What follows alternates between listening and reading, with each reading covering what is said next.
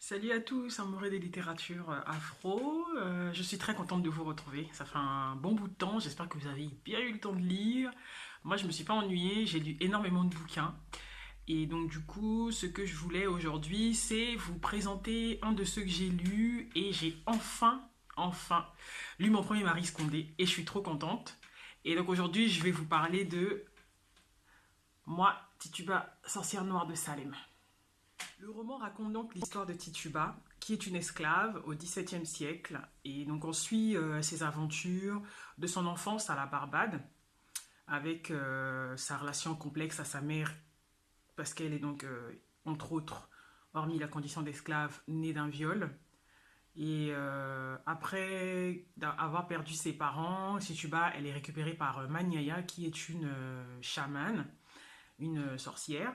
Et donc elle l'initie à la sorcellerie. Et ensuite on verra Tituba donc, qui grandit dans sa vie solitaire, puis finit par tomber sur, je vais dire, l'homme qu'elle va épouser. Et c'est donc après s'être mariée qu'elle sera vendue avec son mari à un autre maître qui va aller dans la ville de Salem. Et donc c'est là que vont se dérouler les grands procès de sorcellerie au cours desquels elle sera jugée.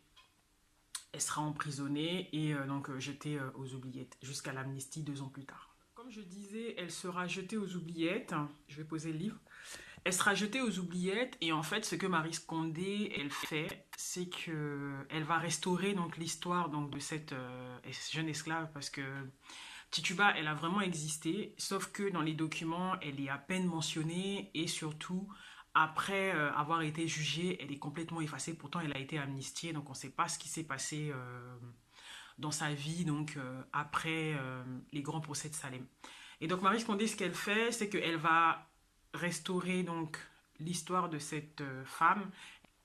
Et donc ce que j'ai vraiment aimé dans le roman, en fait, c'est que Marie Scondé, elle nous donne en fait une recette littéraire sur comment restaurer la dignité des personnes à qui qu'on veut oublier, qu'on veut effacer de l'histoire, dont on ne veut pas raconter les histoires. Voilà.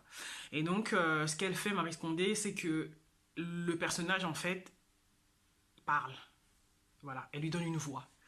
Elle parle, Tituba s'exprime à la première personne, on l'accompagne donc dans ses péripéties, on a accès à ses pensées, on a accès à ses émotions, on a accès à ses convictions, et donc on a comme ça peint toutes les strates de la personnalité de cette femme qui vit donc à cette période difficile et complexe qu'est l'esclavage.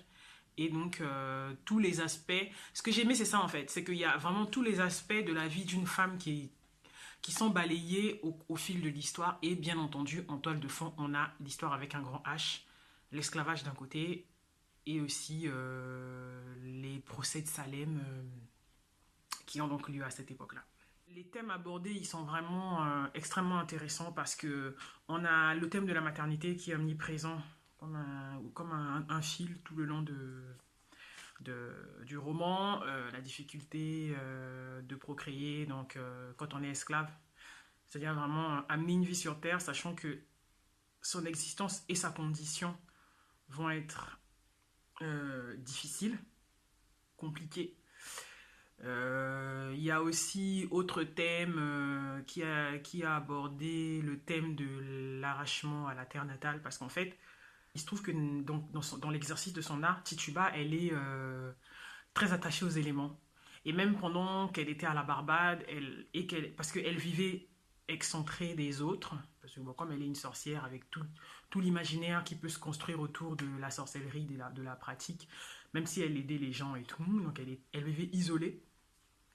Il se trouve que donc elle passait son temps à parler avec les esprits, elle a un respect profond de la nature, elle est en communion avec la nature, et donc sa terre en fait, c'était un véritable arrachement.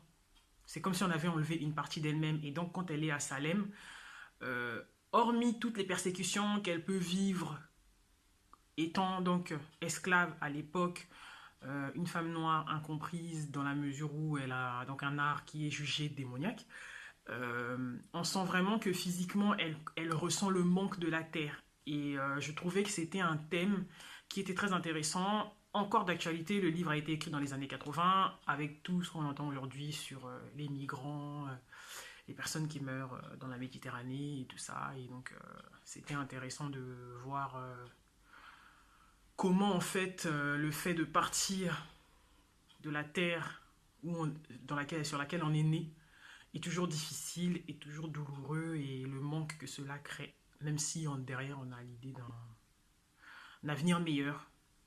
Après, la situation n'est pas la même parce qu'elle, elle part, parce que elle est esclave, elle suit son maître, mais voilà, ça m'a fait rappeler ça. Donc, moi, Tituba sorcière noire de Salem, un roman que je vous recommande vivement, et je pense que je ferai que ça, hein, parler que des romans que j'aime bien, c'est mieux. Je vous recommande vivement, c'est une vraie pépite. Il n'est pas très grand, voilà.